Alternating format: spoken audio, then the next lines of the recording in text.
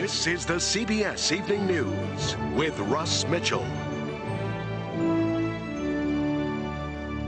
And good evening. It is a snowy night in the east as that massive storm that hit much of the country Saturday takes aim just in time for the work week.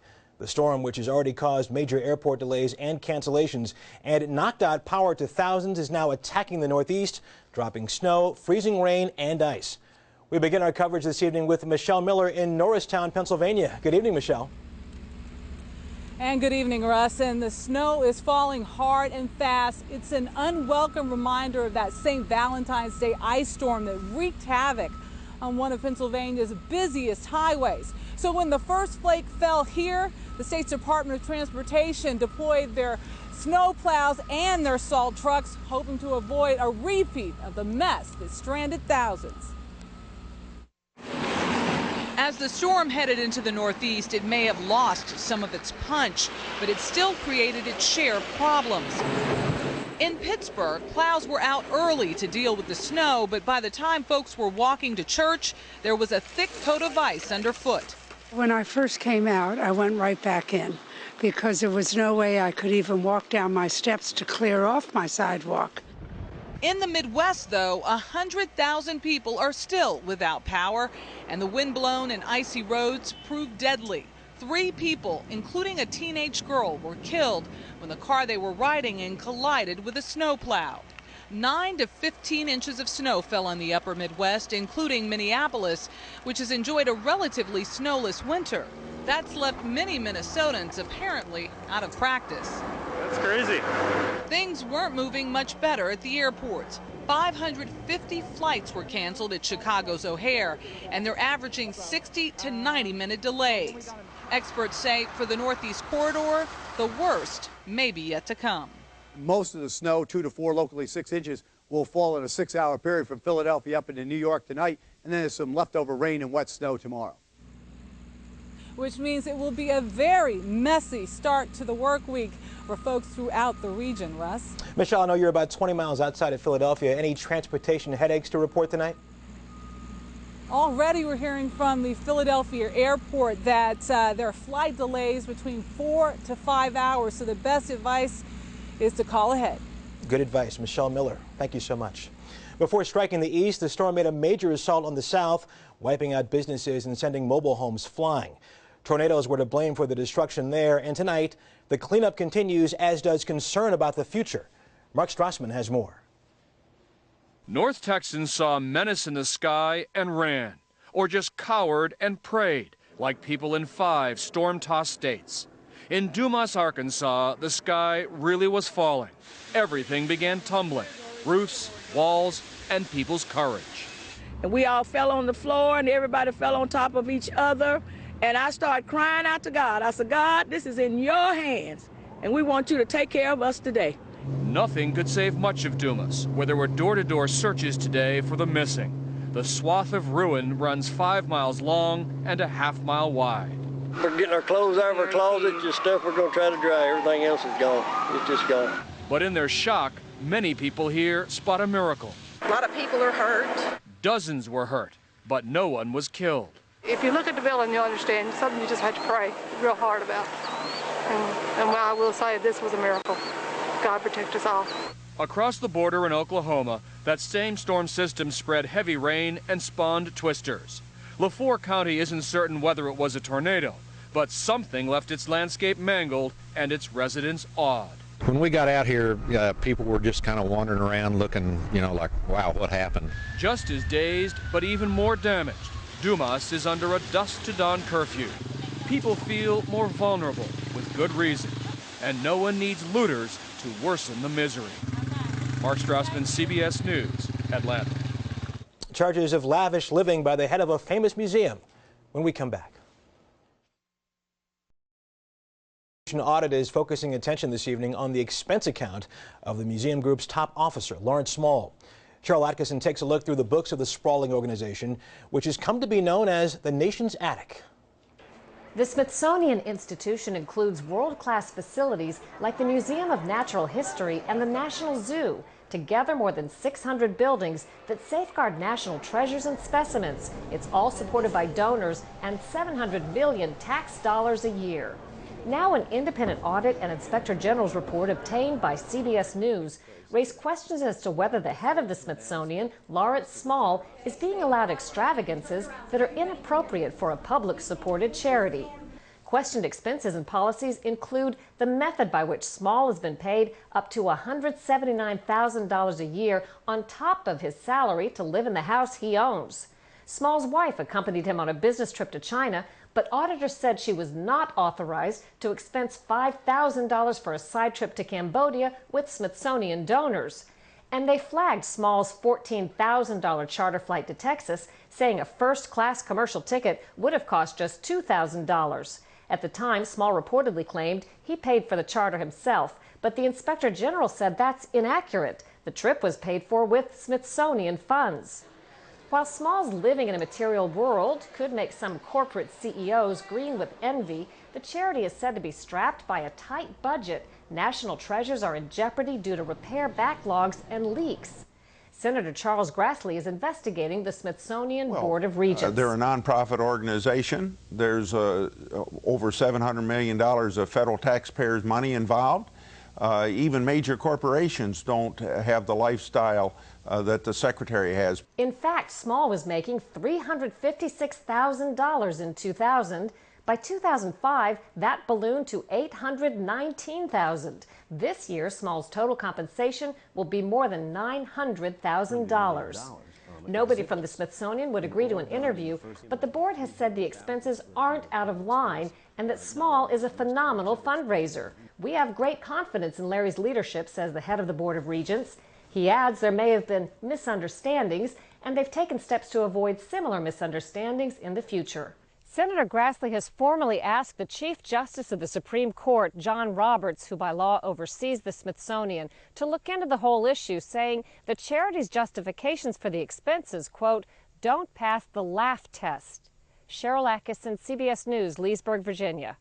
In the battle for Iraq, President Jalal Talabani was flown from Baghdad to Jordan today for medical treatment after reportedly falling unconscious. Also, Shiite militia leader Muqtada al-Sadr complained today that bombs continue to explode in Baghdad, and he predicted that the U.S.-led security crackdown is doomed to fail. A suicide car bombing at a Baghdad business college killed at least 41 people, while a car bomb explosion near the Iranian embassy killed at least 2 civilians and wounded 4 others. Ailing Nation of Islam leader Louis Farrakhan today gave a speech that was billed as his final major speech. He called for unity between Christians and Muslims in Detroit, where the Nation of Islam was founded back in 1930. The 73-year-old Farrakhan has had prostate cancer and recently had abdominal surgery. And just ahead on tonight's CBS Evening News, the growing plight of the Darfur refugees. We'll get a first-hand account from actress Mia Farrow. The conflict in the Darfur region of Sudan has killed more than 200,000 people, this according to the UN, and driven at least 2.5 million people into refugee camps in neighboring Chad and the Central African Republic. Actress Mia Farrow is just back from her 4th visit to the region, and she's here this evening to discuss the Darfur tragedy with us. Ms. Farrow, it's good to see you. Thanks for coming in. Thank you for having me. Before we get any farther, you have a problem with those UN numbers. I have an issue with their numbers. Way more people have been killed. Many? Some say more than 500,000. Nobody's doing the body count now, but the UN sticks to numbers. But other groups, advocacy groups, claim way more. I see. More than twice that.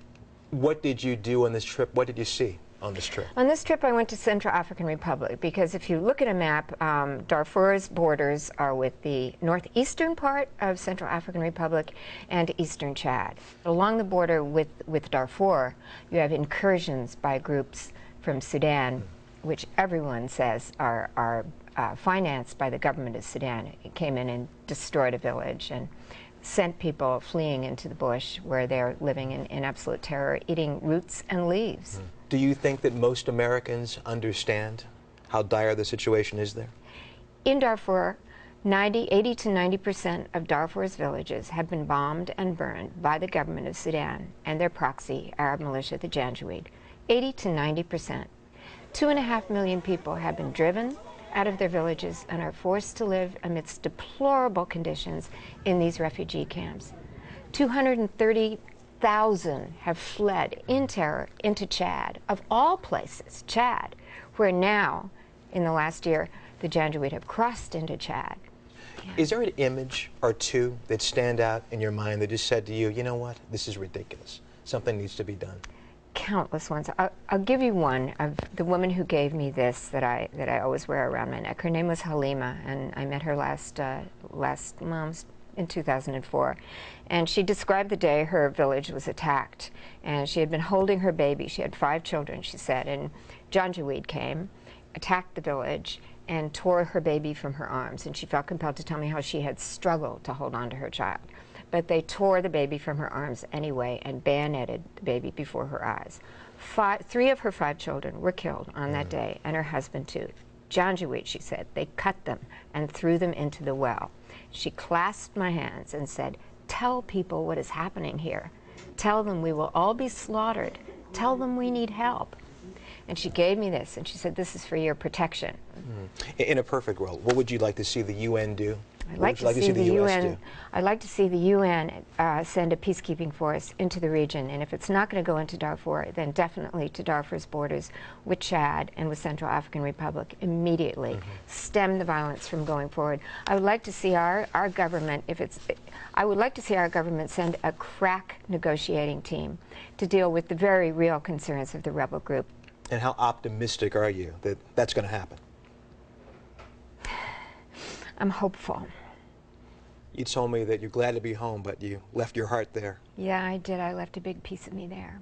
I've not met better people, and I think that, you know, I would just implore everybody to get behind the protection for the people of Darfur and Eastern Chad. Yeah, Pharaoh, thank you so much. Thank you very much. Appreciate you coming in. Thank you.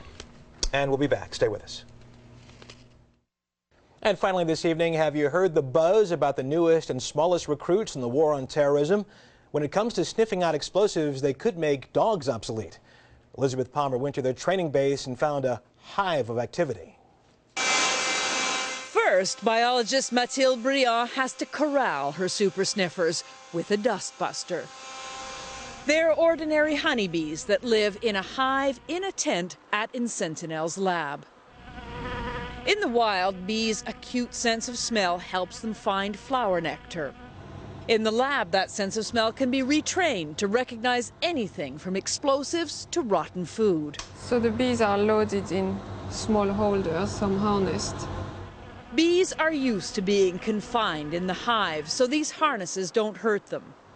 A puff of air scented with a given substance is wafted past the bee, and at the same time, Briand gives it a sip of sugar water. So the principle of the training is to expose the bee to the smell and give it food at the same time. After just a few sips, the smell alone will cause the bee to stick out its tongue-like proboscis. So to train just one bee, just 5 or 10 minutes. Animals, especially dogs, are already used to sniff out drugs or weapons, but they're not 100% reliable. They get bored, and they're only as good as their handler. Bees, say InSentinel scientists, are foolproof. They've loaded this special box with bees and a video camera.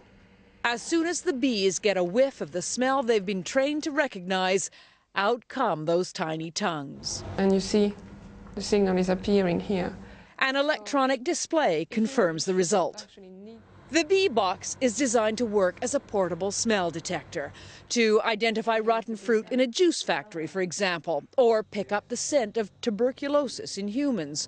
As for detecting explosives, it's even attracted the attention of the U.S. weapons testing lab in Los Alamos. But convincing investors has been tricky.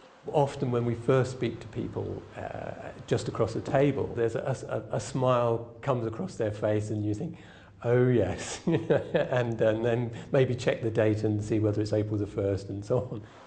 Yet the buzz in the research world says InSentinel's sniffer squad may be wacky, but it does work. The true mission now is sweet success beyond the lab.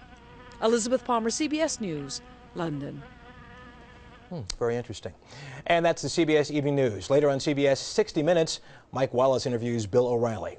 Thanks for joining us this Sunday evening. I'm Russ Mitchell, CBS News in New York. I'll see you again first thing tomorrow on The Early Show. Good night.